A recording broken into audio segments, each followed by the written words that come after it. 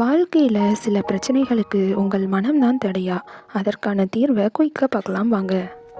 ஒரு மனுஷன் ஞானியை பார்க்க வாரான். அவன் பேர் யுவன். அவன் ஞானிக்கிட்ட சொல்கிறான், என்னோட வாழ்க்கையில் எல்லாமே தடைகளாக இருக்குது, என்னால் முன்னேறவே முடியலை அப்படின்னு சொல்கிறான். அதற்கு அந்த ஞானி, வா உனக்கு வாழ்க்கையை புரிய வைக்கிறேன்னு ஒரு மலைக்கு மேலே கூட்டிகிட்டு போகிறாரு. அந்த இடத்துல ஒரு குகை மாதிரி இருக்குது. அந்த இடத்துல ஒரு குகை இருக்குது. அந்த குகைக்குள்ளே அந்த மனுஷனை போக சொல்லி ஞானி சொல்கிறாரு. அதற்கு யுவன் சொல்கிறான், இங்கே தான் பாதையே இல்லையே, இந்த மூடப்பட்ட இடத்துல நான் எப்படி போக முடியும் அப்படின்னு சொல்லி கேட்குறான். ஞானி சொல்கிறாரு, அங்கே வழிகள் இருக்குது, ஆனால் உன்னோட மனக்கதவை தான் அதை பூட்டி வச்சிருக்குன்னு சொல்கிறாரு. சில நொடிகள் வாழ்க்கை படத்தை உணர்ந்தவன் கண்ணை மூடி யோசிக்கிறான். அவனோட மன அமைதியை கெடுக்கிற பயங்கள், சில தேவையற்ற எண்ணங்கள் எல்லாத்தையும் தூக்கி வெளியே போடுறான்.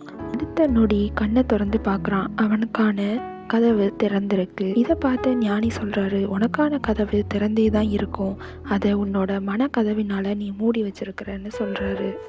எந்த ஒரு விஷயத்துக்கும் வழி இல்லாமல் இருக்காது. அதற்கு உங்கள் மனசு தான் கதவாக இருக்க போதா இல்லைன்னா சுவராக இருக்க போகுதான்னு முடிவு பண்ணும்.